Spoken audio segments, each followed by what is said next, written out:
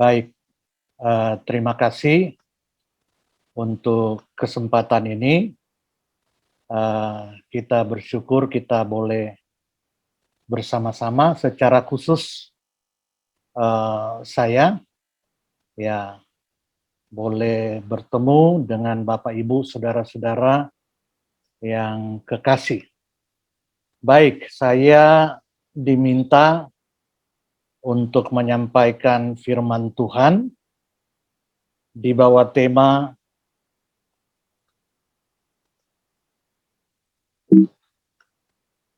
alumni Kristen yang Injili.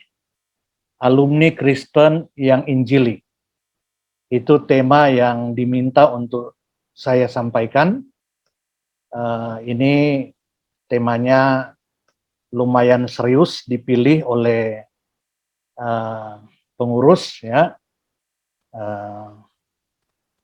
Itu yang akan kita bahas dan kita renungkan. Alumni Kristen yang Injili.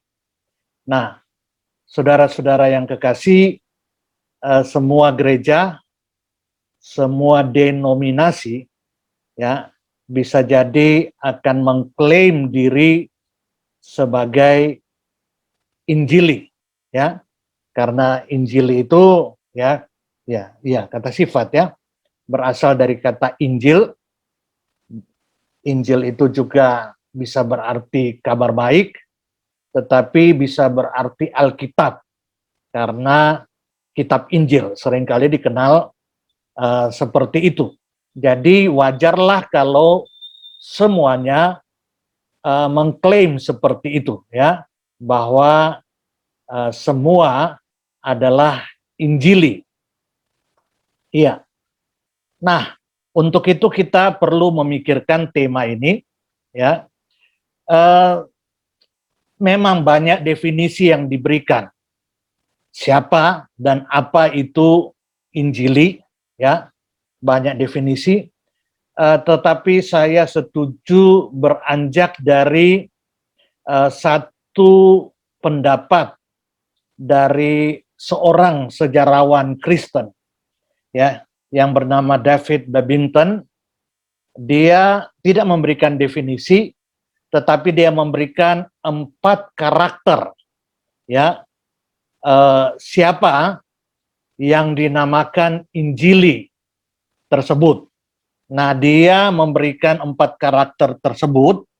Jadi dia katakan kelompok Injili, yang pertama, Injili itu biblisistik. Nanti kita akan lihat apa itu. Yang kedua, Injili itu ya konversionistik. Nanti kita akan lihat. Injili itu krusisentristik. Dan yang keempat, Injili itu aktivistik. Nah, kita akan melihat ya 4 karakter yang diberikan oleh David Babington ini untuk kita memikirkan apa itu Injili, sehingga kita dapat menjadi alumni Kristen yang Injili. Ya, seperti itu. Nah, kita lihat yang pertama.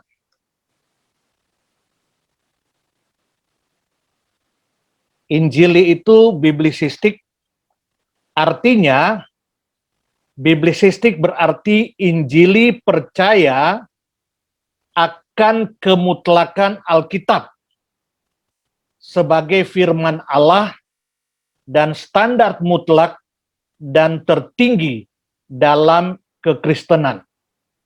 Itu pengertian menurut David Babington, bahwa Injili itu biblisistik berarti Injili percaya dan menerima kemutlakan Alkitab adalah firman Allah dan standar mutlak serta tertinggi dalam kehidupan Kristen. Ya, mungkin saudara berpikir, loh kan semua orang Kristen seharusnya menerima Alkitab. Seperti itu. Ya, belum tentu, saudara-saudara, belum tentu.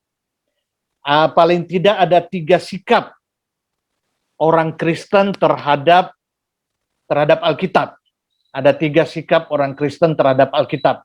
Sikap pertama, mereka percaya Alkitab adalah firman Allah. Ya, dimengerti atau tidak, Alkitab adalah firman Allah. Itu sikap orang Kristen yang pertama. Sikap orang Kristen yang kedua, ya, mereka percaya Alkitab mengandung firman Allah.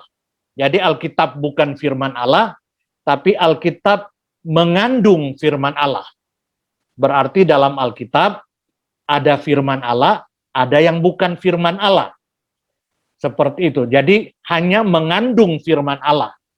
Sehingga, jadi pertanyaannya, siapa yang menentukan mana firman Allah, mana bukan firman Allah? Yang menentukan adalah kita yang membaca dan memikirkan atau menafsirkan Alkitab itu. Kita yang menentukan. Nah, bertambah dengan perkembangan rasionalisme, maka orang berpikir firman Allah adalah yang masuk akal. Yang tidak masuk akal bukan firman Allah. Jadi mereka membagi Alkitab itu di kutub masuk akal dan tidak masuk akal. Mereka lupa bahwa ada kutub ketiga, melampaui akal. Melampaui akal. Jadi saudara, ya, Tuhan itu firman-Nya bukan tidak masuk akal. Ya, masuk akal dan melampaui akal kita. Akal kita seringkali tidak sampai, tidak mampu untuk memikirkan, menerima itu. Ya. Tetapi kelompok kedua ini yang hanya menerima Alkitab mengandung firman Allah, mereka berpikir yang tidak masuk akal itu bukan firman Allah. Mereka lupa Alkitab semua masuk akal dan melampaui akal. Jangankan firman Tuhan, Alkitab. Ya, dalam hidup sehari-hari kita seringkali mengalami bukan saja masuk akal, tetapi hal-hal yang melampaui akal. Saudara, kita tidak mungkin naik pesawat kalau kita menunggu untuk mengerti dulu, untuk memahami dan menerima bahwa pesawat ini bisa terbang. Kalau itu terjadi, saudara, tidak ada dari antara kita yang mau naik pesawat, saudara. Ada cerita orang Manado dulu-dulu, itu tolek nih mau naik Kambuna, kapal, karena dia pikir ini Pebasar, ini kapal bagaimana bisa bawa kita. Ditarik-tarik dia nih mau. Dia ambil batu kacili, dia lempar di air, dia bilang, itu batu kacili saja tenggelam, apalagi ini kapal Pebasar. Jadi menurut dia tidak masuk akal. Ya, dia lupa, ya oke, dia tidak mengerti. Ya, tidak masuk akal bukan berarti itu tidak benar, itu melampaui akal.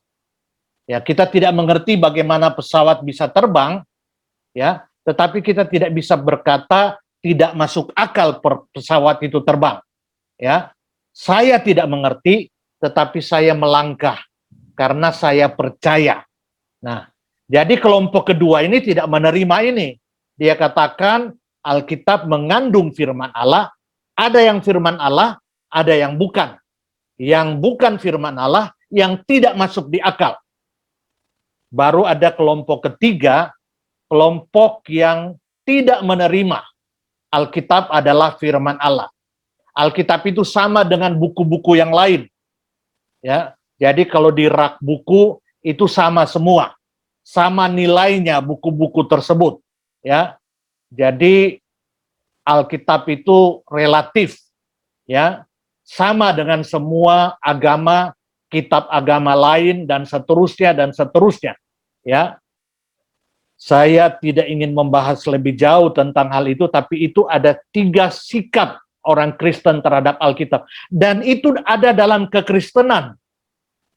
Bukan di luar kekristenan. Ya, percaya Alkitab adalah firman Allah. Ya, ada yang hanya percaya Alkitab mengandung firman Allah.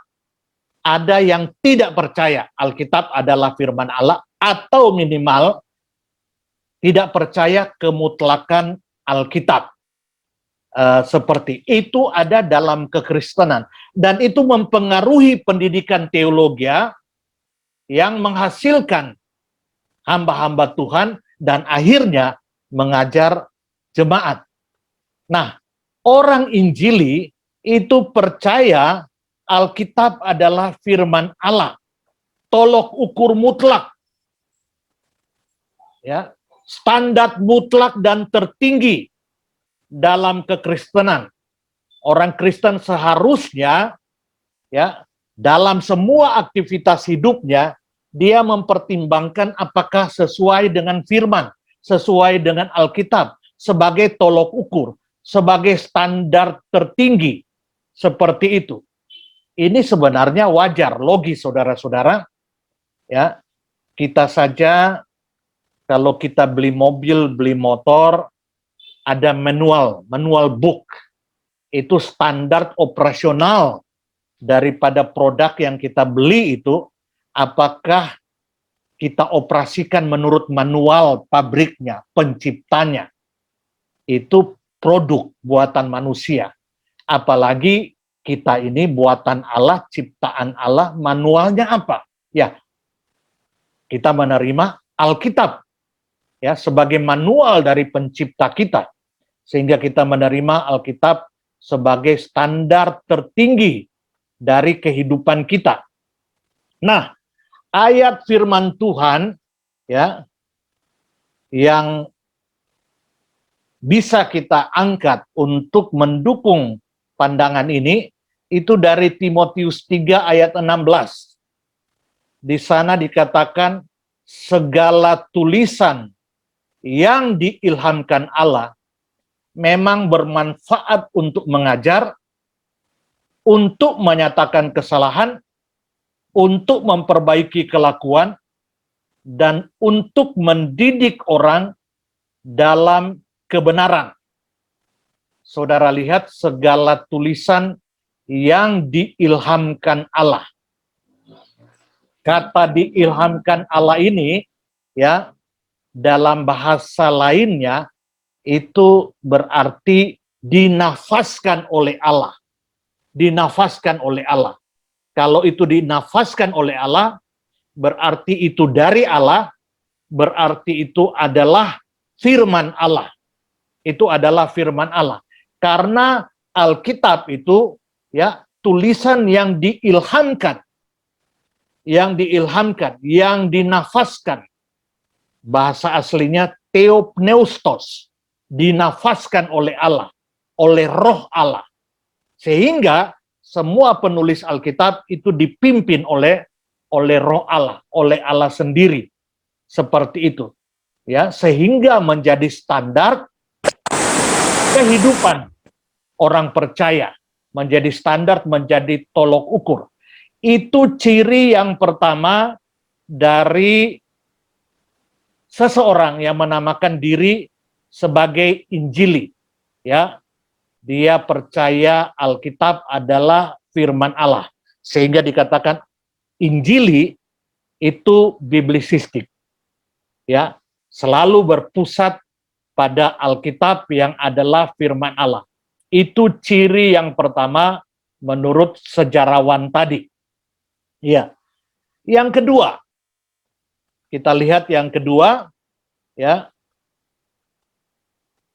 Injili itu konversionistik. Ya, conversion, ya. Perubahan atau merubah. Artinya apa ini? Ya, Injili itu konversionistik. Artinya konversionistik berarti Injili percaya akan kemutlakan perubahan hidup atau kelahiran baru untuk seseorang diselamatkan dan bertumbuh dalam Yesus dan firman-Nya. Jadi Injili itu konversionistik. Artinya percaya bahwa, ya, kekristenan itu, ya, dimulai dari perubahan hidup, dari kelahiran baru. Seperti itu, dari kelahiran baru. Jadi kita ini ya manusia yang sejati yang diselamatkan mestinya mengalami dua kelahiran. Yang pertama untuk hidup di dalam dunia itu kelahiran jasmani. Kelahiran secara jasmani, ya. Tapi untuk hidup bersama Tuhan sampai di sorga, itu harus mengalami kelahiran baru. Dan kita sepakat, baik lahir jasmani maupun lahir rohani, itu irresistible grace. Anugerah yang tidak dapat ditolak. Saudara tidak bisa request, mau lahir dari suku apa, mau lahir dari siapa, mau lahir di mana, mau lahir agama apa. Gak bisa. Irresistible artinya anugerah yang tidak dapat ditolak. Kita hanya bisa menerima. Lahir. Ya, orang Manado. Oh, karena orang Manado Kristen, otomatis ditanya agama apa, agama Kristen. Iya. Itu kelahiran jasmani. Tetapi untuk menjadi orang percaya, Kristen sejati, harus dimulai dari lahir baru. Lahir rohani. Kalau tidak lahir rohani, tidak bisa menjadi Kristen sejati. Tidak bisa menjadi pengikut Kristus sejati. Harus lahir baru. Dengan lahir baru, kita mampu bertobat, ya, dan percaya Yesus, ya, dan mengalami keselamatan dalam Yesus. Saudara, jangan berpikir ya kita bersyukur karena kita lahir dari keluarga Kristen. Sehingga otomatis kita beragama Kristen dan bisa dengar khotbah tentang Yesus.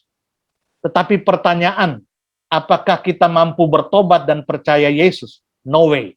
Tidak bisa. Kita hanya bisa bertobat percaya Yesus yang tersalib 2000 tahun yang lalu, yang si gondrong, ya, berdarah-darah, setengah telanjang itu Tuhan dan juru selamat. Tidak bisa. Kita tidak bisa percaya. Ya. Terkecuali kita dilahirkan baru. Baru kita mampu bertobat dan percaya Yesus dan hidup kita diubahkan. Siapa yang ada dalam Kristus, dia adalah ciptaan baru, yang lama sudah berlalu. Nah, Injili itu, ya, dia percaya dengan kekristenan itu konversionistik. Dimulai dari perubahan hidup, bahkan dimulai dari kelahiran baru. Itu sebabnya di dalam Yohanes 3 ayat 3, ayat 5, ayat 7, ayat 16, itu percakapan Tuhan Yesus dengan Nikodemus. Bayangkan ini Nikodemus ini seorang pemimpin agama Yahudi. Ya, mungkin dia profesor doktor teologi. Dia datang pada malam hari kepada Tuhan Yesus.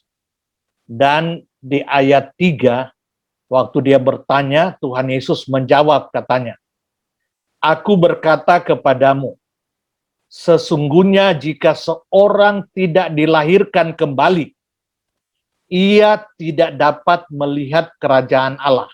Saudara lihat, kalau tidak dilahirkan kembali, kata Tuhan Yesus, ia tidak dapat melihat kerajaan Allah. Baru di ayat 5 Tuhan Yesus lagi berkata, jawab Yesus, "Aku berkata kepadamu, jika seorang tidak dilahirkan dari air dan roh, ia tidak dapat masuk ke dalam kerajaan Allah."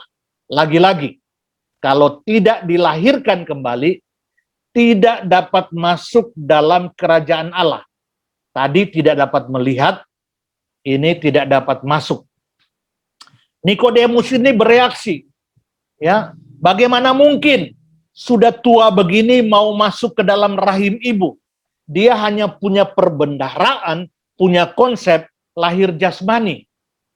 Ya, tapi ayat 7 Tuhan Yesus berkata, "Janganlah engkau heran, karena aku berkata kepadamu," perhatikan, kamu harus dilahirkan kembali. Jadi lahir kembali ini dalam perspektif Tuhan Yesus, ini mutlak, ini harus.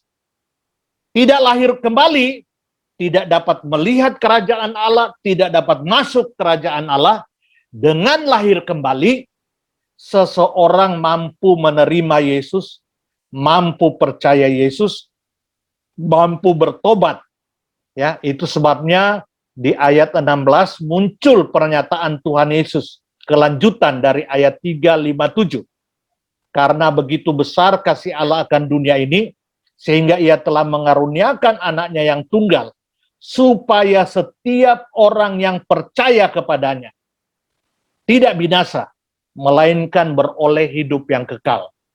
Hanya orang yang lahir baru, menjadi ciptaan baru, ya, dihidupkan rohaninya, yang mampu percaya Yesus. Kalau tidak, secara jasmani, intelektual, tidak mungkin kita bertobat percaya Yesus. Memang secara tradisi, karena kita lahir orang Kristen, ya, langsung kita bilang kita agama Kristen, percaya Yesus. Percaya karena itu yang diajarkan di gereja. Tapi apakah itu muncul dari dalam, dari kelahiran baru? Itu menjadi pertanyaan. Jadi baik dia agama Kristen atau non-Kristen, mutlak untuk menjadi pengikut Yesus harus lahir baru. Tuhan Yesus di ayat tadi berkata, kamu harus dilahirkan kembali. Tidak dilahirkan kembali, jangankan masuk, melihat kerajaan Allah, tidak. Jadi saudara-saudara, ini karakter Kristen Injili. Percaya bahwa kekristenan bukan dimulai dari lahir jasmani, bukan dimulai dari tradisi, tetapi dimulai dari lahir baru. Iya. Nah ini saudara, ini hampir hilang khotbah-khotbah seperti ini. Lahir baru, lahir kembali. Padahal Tuhan Yesus, ini percakapan langsung Tuhan Yesus. Kamu harus dilahirkan kembali. Ini Nikodemus luar biasa, tokoh agama. Tokoh agama. Saya berharap ini sungguh-sungguh tertanam. Ini menjadi introspeksi kita. Apakah kita sudah memulai kekristenan kita dari lahir baru? Atau sekedar tradisi? Walaupun ada indikasi baik, ya, ini alumni pertanian, ya, ada yang senior, ya, sampai sekarang bertahan. Kayaknya yang sama nama dengan saya ini, ya, Christian, ya. Saya familiar mukanya ini. Iya.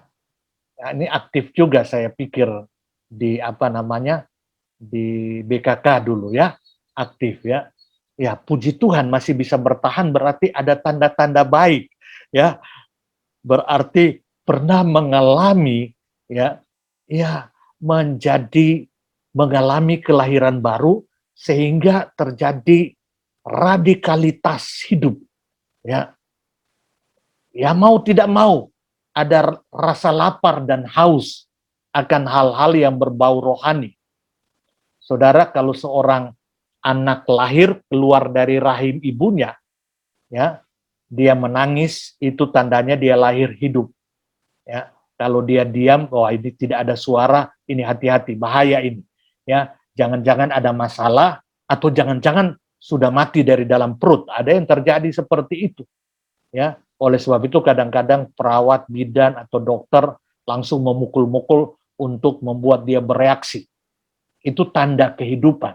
Apalagi dia mulai ada rasa lapar dan haus secara jasmani. Begitu juga lahir baru, saudara. Ya, kalau dulu mungkin dipaksa-paksa, ya karena masih kecil dipaksa dulu ke sekolah minggu, ya iya. Tapi apalagi orang Manado, ya, remaja, wah sombanya lebih menarik. Setelah remaja hilang, saya hilang. Iya, pemuda apalagi. Kadang-kadang masuk, itu pun cuma forlilia cewek-cewek yang masuk saja. Seperti itu. Tidak ada muncul dari rasa lapar dan haus akan Tuhan dan firman-Nya. Sampai pada titik yang saya mengerti, saya dilahirkan baru, saya bertobat, saya berubah. Itu muncul rasa lapar dan haus. Nah, kelompok Injili ya itu konversionistik. Ya, percaya bahwa kekristenan itu dimulai dari perubahan hidup, dari lahir baru. Itu yang namanya Injili. Jadi ciri yang pertama biblisistik. Ya, kelompok Injili percaya Alkitab adalah firman Allah. Ini semangat reformasi. Calvin, Luther itu semangatnya back to the Bible, kembali pada Alkitab. Ya, itu dengan slogannya sola scriptura, hanya Alkitab.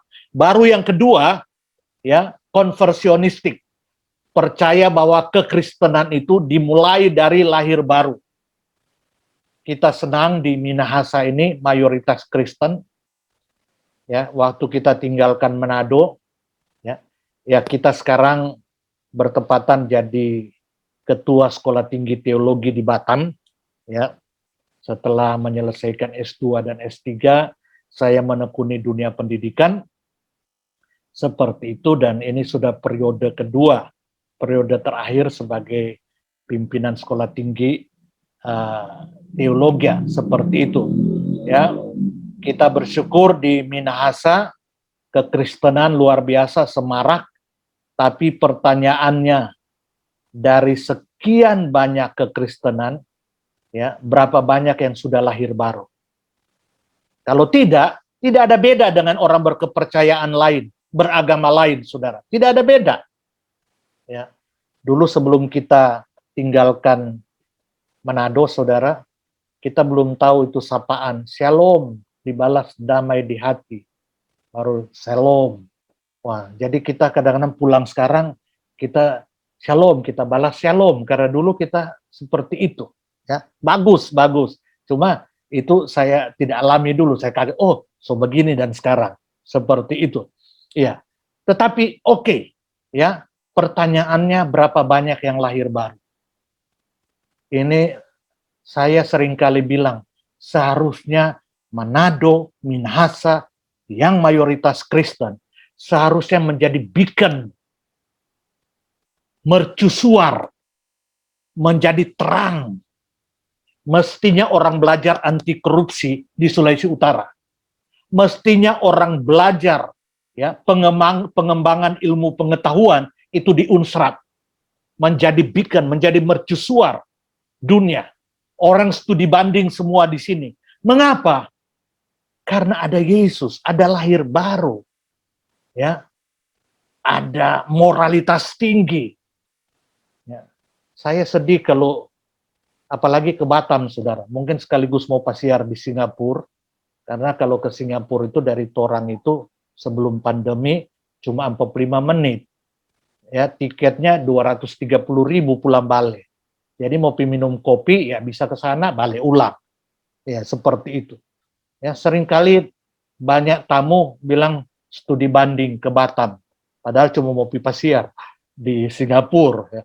Mestinya orang studi banding di sini. Ya, karena ada mercusuar, ada Yesus yang mengubah hidup orang-orang Minahasa.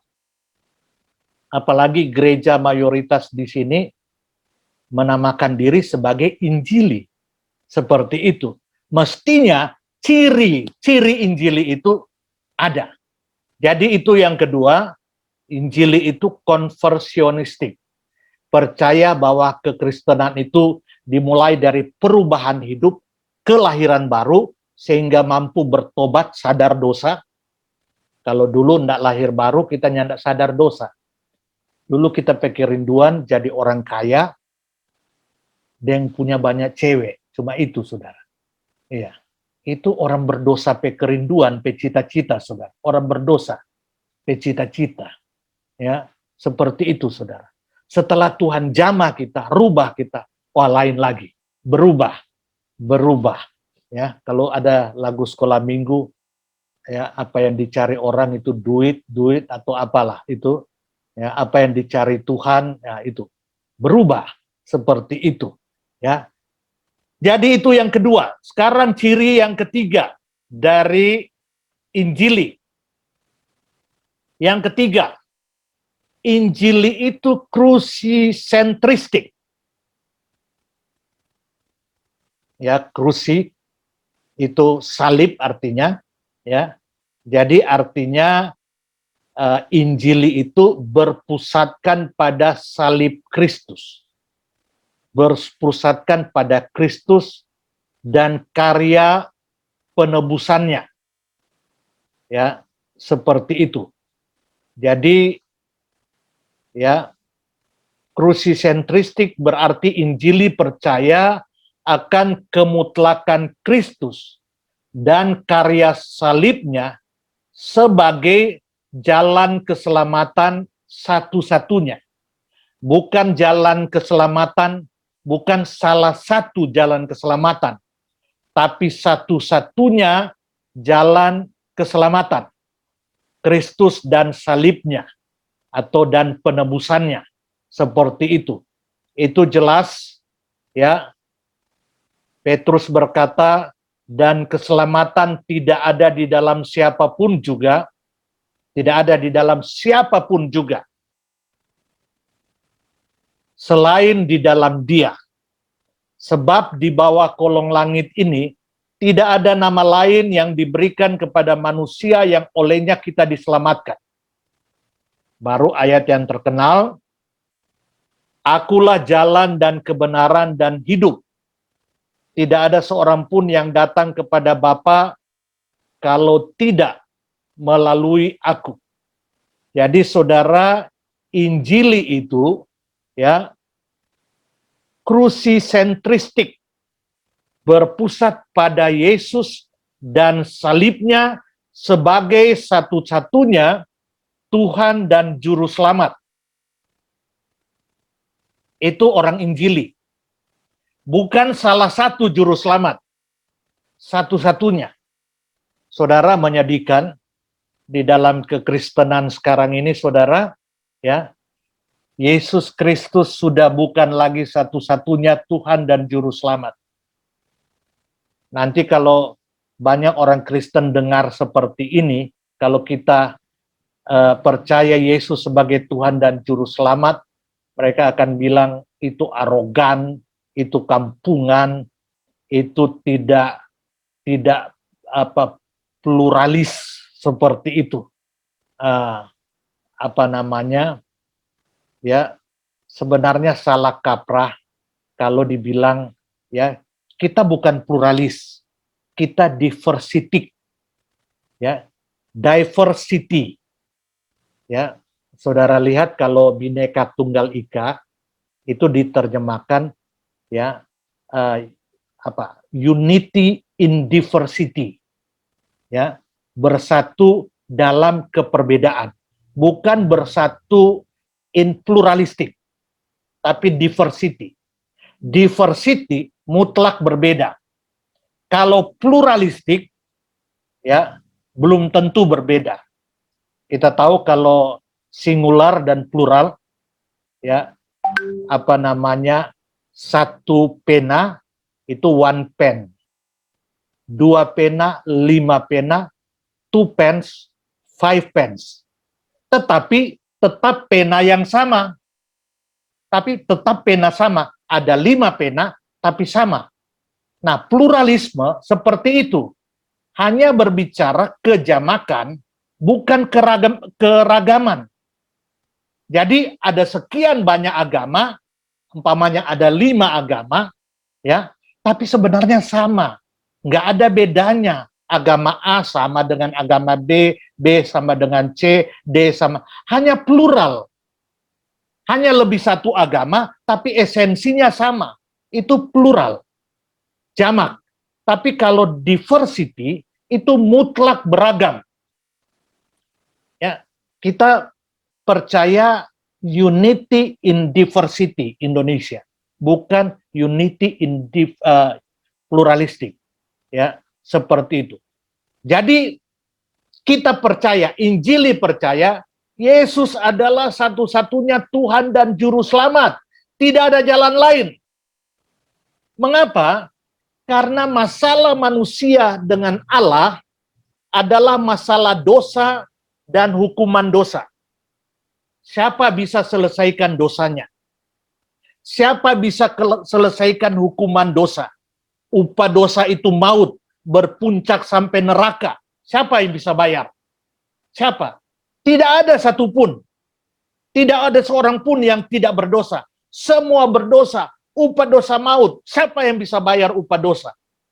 Kalau upah dosa 100 juta, barangkali saudara-saudara ini sudah alumni berbelasan tahun, puluhan tahun, barangkali bisa cicil itu 100 juta. Tapi kalau upah dosa maut berpuncak sampai ke neraka, siapa yang bisa bayar? Tidak ada. Dosa dan upah dosa tidak bisa kita selesaikan. Tapi kita bersyukur Allah mengasihi kita, Dia berikan anak tunggalnya untuk menyelesaikan dosa dan upah dosa kita. Itu sebabnya pengakuan iman rasuli kita berkata, Dia dilahirkan, mati, dikuburkan, turun ke dalam kerajaan maut. Turun sampai ke dalam kengerian neraka, menanggung upah dosa kita. Setelah dia bayar lunas, pada hari yang ketiga dia bangkit. Sudah selesai. Kamu sudah dibeli, harganya sudah lunas, dibayar. Ya. Satu-satunya, saya katakan kalau ada yang bisa menyelesaikan dosa dan upah dosa saya, selain Yesus, saya terima dia sebagai juru selamat saya. Kan bagus kalau ada 2, 3, 4, 5, 6 juru selamat. Tapi semuanya mati, semua lupa bangkit, nggak bisa bayar upah dosa, saudara. Satu-satunya yang bangkit menyelesaikan maut, itu cuma Tuhan Yesus.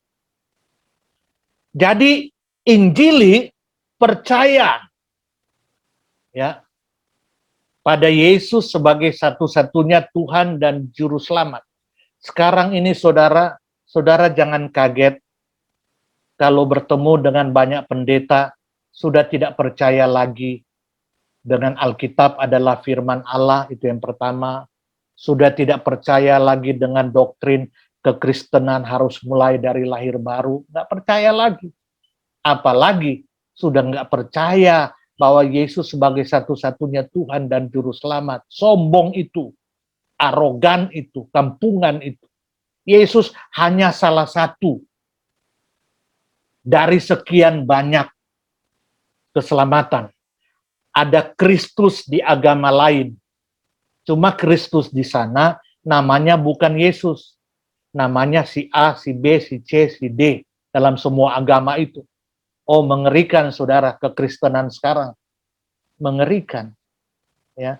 Oleh sebab itu jangan kaget sekarang ini saudara dengar khotbah, seringkali ya pengkhotbah itu kayak penyuluh politik, kayak penyuluh pertanian, kayak penyuluh kesehatan, tidak lagi memberitakan Alkitab, tidak lagi memberitakan firman, tidak lagi, mungkin Alkitab dibaca, tapi tidak dibahas.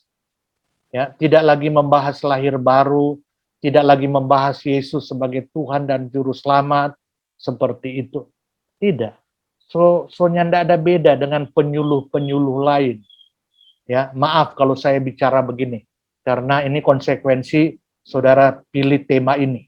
Ya, walaupun mungkin saudara, ya saya harap mengertilah dengan tema ini waktu dipilih, ya seperti itu. Karena banyak yang menamakan diri Injili sampai sekarang. Tapi apakah benar-benar memiliki karakter-karakter yang kita sudah bahas ini? Yang keempat, yang terakhir, karakter Injili atau ciri Injili yang berikutnya. Ya, dikatakan Injili itu aktivistik. Apa itu aktivistik, saudara? Ya, aktivistik berarti Injili percaya akan kemutlakan aktivitas kasih dalam keutuhan, dalam dua keutuhan. Dalam keutuhan proklamasi Injil dan pelayanan sosial bagi kemuliaan Allah. Kalau saudara dengar-dengar sekarang ada istilah social gospel, ya, dan Christ gospel, ya, proklamasi tentang Kristus dan proklamasi dan social gospel. Jadi ada yang berkata, ada yang cuma menekankan proklamasi Injil, memproklamasikan tentang Yesus yang sudah datang. Ada yang cuma menekankan social gospel. Yang paling penting aktivitas sosial, menolong orang, ya. Tetapi Injili yang sejati memadukan dua-dua ini. Like two side of coin, seperti dua sisi mata uang. Dua-dua ini harus ada. Hilang satu berarti tidak berharga. Kalau sisi mata uang hilang sebelahnya, sudah tidak berharga. Harus ada dua-duanya.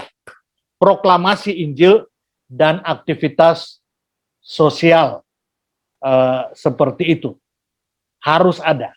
Jadi aktivistik kasih dalam proklamasi Injil dan pelayanan sosial. Seperti apa itu? Ya. Yang pertama, kita lihat ya, Markus 16 ayat 15. Lalu ia berkata kepada mereka, pergilah ke seluruh dunia, beritakanlah Injil kepada segala makhluk. Matius 28 ayat 18 sampai 20, ya. Pergilah, jadikanlah semua bangsa murid. Caranya menjadikan murid melalui membaptis dan mengajar supaya jadi murid. Membaptis ini berbicara tentang menyatu dengan Yesus, ini berbicara tentang penginjilan, tetapi juga mengajar supaya menjadi murid Yesus.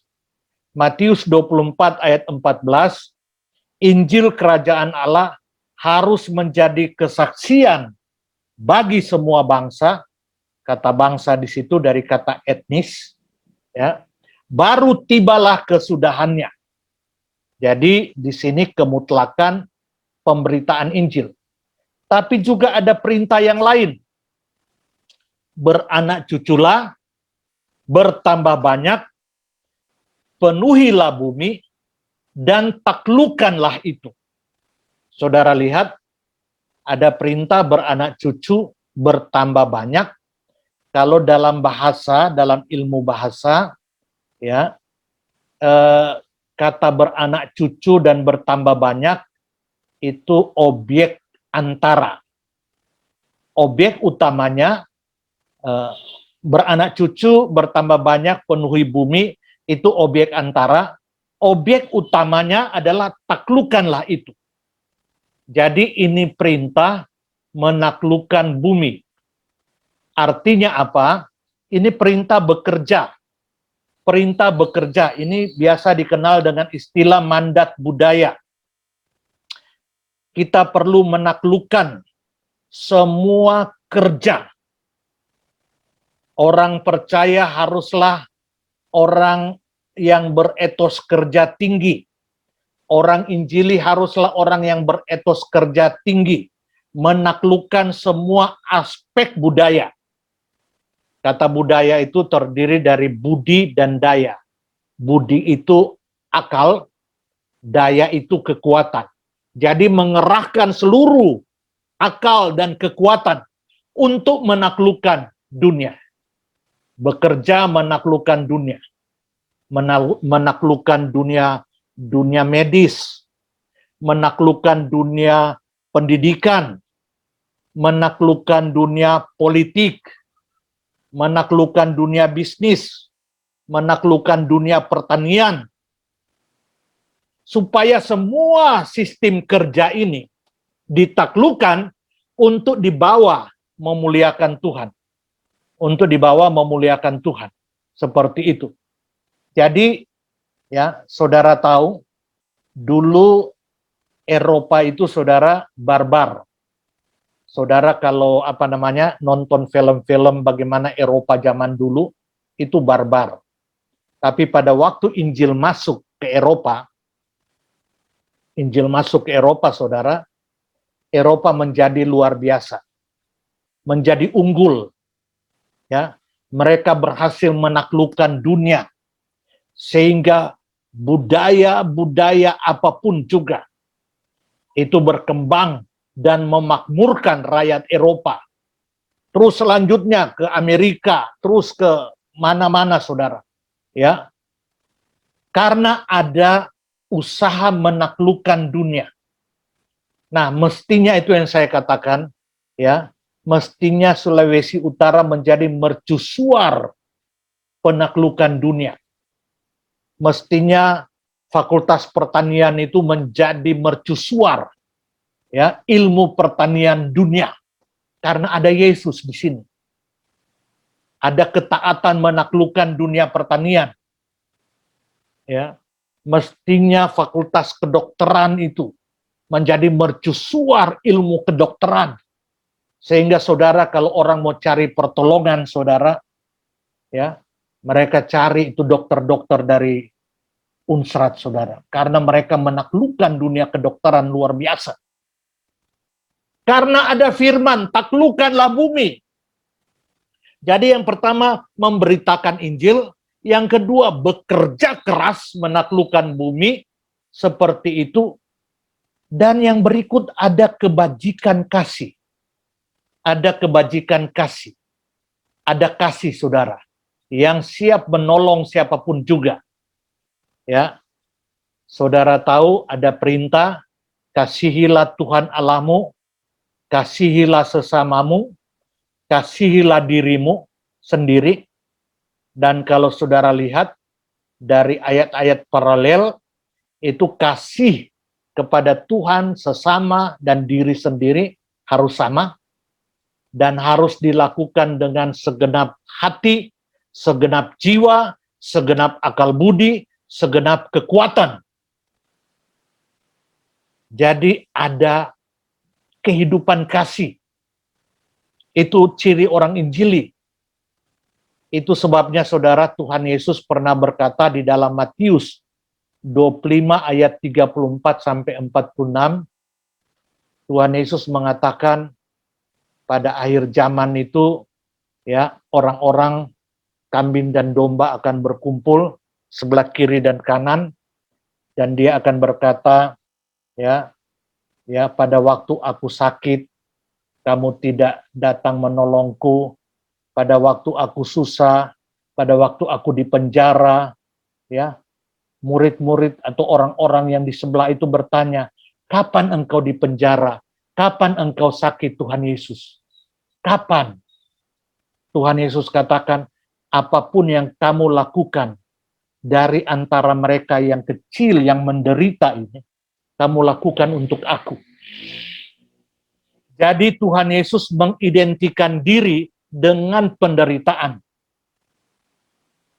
Jadi kalau saudara katakan kamu mengasihi Tuhan, kamu seharusnya punya kepedulian tinggi kepada orang-orang kecil, orang-orang yang menderita. Tanpa sadar, saudara itu sedang melayani Yesus di sana. Sedang melayani. Nah, ini kadang-kadang susah nih orang Injili. Injili tapi tidak punya kasih, saudara. Itu. Ya. Kekristenan itu dikenal dengan kasih. Kalau orang dengar Kristen sama dengan kasih, saudara. Coba saudara cek sampai sekarang. Pengungsi dari berbagai negara, kalau dia mengungsi, dia akan pilih negara kaya dan Kristen. Mengapa? Karena mereka percaya karena Kristen, maka mereka akan dikasihi. Banyak negara lain yang kaya-kaya, tapi mereka tidak pilih ke sana. Mereka pilih negara kaya dan Kristen. Karena mereka tahu Kristen itu identik dengan kasih. Identik. Kita dulu pulang dari Gorontalo, saudara, naik itu travel atau apa itu, ya. Sudah siang, itu mobil itu belum jalan dari poolnya, dia belum jalan. Jadi ada seorang ibu, dia datang, dia komplain, dia katakan, ini bagaimana ini? Kok sudah mau sore belum jalan? Nanti kita tiba di Minahasa sudah malam. Terus kita tanya, kenapa Bu kalau tiba di Minahasa sudah malam? Bapak enggak tahu. Kalau masuk Minahasa itu kalau sudah malam, itu orang mabuk di jalan. Kita bisa dicegat. Waduh, kaget saya. Iya, kaget saya. Ya, kok Minahasa identik dengan pamabo dan pambadola? Waduh, mestinya identik dengan kasih. Dan kita buktikan. Karena kita sering dulu ya KKR atau KPI termasuk dengan BKK ini ya sampai ke Kota Mobagu, sampai perbatasan Gorontalo ya. Itu ingat dulu masa-masa kerusuhan Poso dan sebagainya. Orang-orang Minahasa ketakutan juga, di pinggir-pinggir jalan orang mabuk sudah dengan peda cegat-cegat orang. Banyak yang tidak berani lewat. Saya lewat. Cuma kelebihannya saya pakai ini color pendeta ini, ya.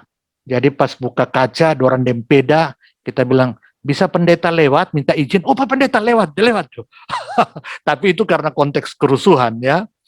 Iya. Saya dulu yang Pak Heri katakan tadi, tinggal di Kerombasan, ya. Saya pulang pelayanan, mau masuk mobil di garasi, saudara, orang mabuk cegat, ketok pintu mobil saya. Saya buka. Kenapa? Tolong tambahkan doi, mau minum. Saya bilang, keterlaluan nih. Hele pendeta kok ngoni pajak ya. Lari orang dua. Lari. Rupanya masih takut juga dengan pendeta. Mungkin polisi mereka nggak takut. Pendeta takut begitu. Jadi kok identik dengan pambadola? Ini kan bukan identik dengan kasih. Seperti itu, saudara. Jadi, saudara, ciri yang menamakan diri Injili itu aktivistik, ya. Dia melakukan secara seimbang, baik proklamasi Injil, memberitakan Injil Yesus Kristus, maupun pelayanan sosial dalam aspek itu. Dalam aspek bekerja, sehingga dapat memuliakan Allah, menaklukkan dunia, dan aspek kebajikan kasih tadi. Ya, ini hilang. Kita ini egois semua. Ya, egois semua. Karena kita tidak pernah menjadi berkat, saudara. Menjadi berkat. Akhirnya jangan kaget hidup kita defisit terus, saudara. Defisit terus. Ya, coba belajar. Belajar hidup jadi berkat. Kadang-kadang kita berpikir mungkin defisit. Tahu-taunya enggak.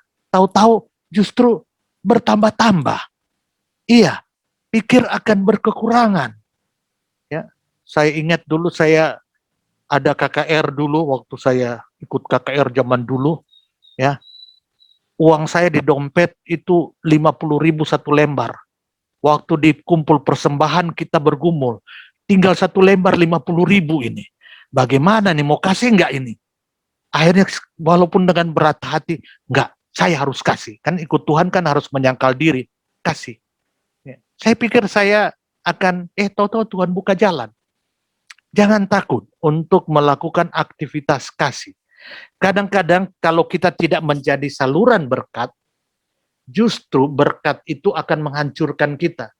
Kalau air tidak mengalir, tergenang, itu air akan menjadi sumber penyakit, saudara.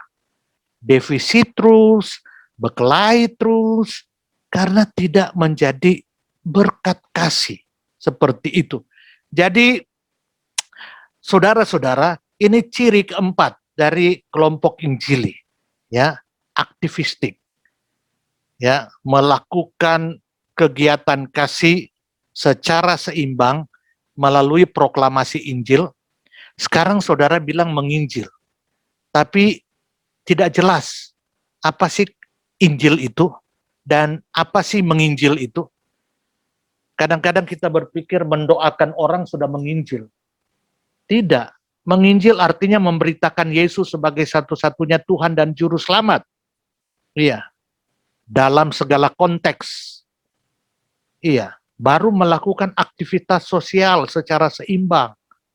Iya. Sehingga bukan saja pemberitaan kita Injili, tetapi kelakuan kita pun Injili. Seperti itu. Jadi saudara-saudara, ini 4 ciri Injili. Saya tidak tahu berkaca dari keempat ciri ini, sudahkah kita menjadi alumni Kristen Injili? Ya, masih adakah kelaparan dan kehausan akan Alkitab, akan firman? Saya tahu dulu kalian itu, ya, waduh, walaupun ruangan kecil, PA jalan, ya, rindu baca Alkitab, ya, rindu menerobos kampung-kampung memberitakan Injil, ya, rindu seperti itu, ya. Sekarang di mana kasih yang mula-mula itu? Masih adakah kasih yang Injili itu? Jangan-jangan sudah tertindih dengan beban berat ini. Saudara, jangan saudara pikir tunggu beban berat lepas. Tidak akan lepas. Ya. Jadilah, terus jadilah Injili. Biarlah Tuhan yang akan mengurus, ya, yang lainnya. Biarlah Tuhan yang akan mengurus, tetapi jangan saudara kehilangan kasih yang mula-mula, menjadi dulu mahasiswa Kristen Injili, harap sampai sekarang menjadi alumni Kristen yang Injili. Tuhan Yesus memberkati kita, ya. Shalom, ya.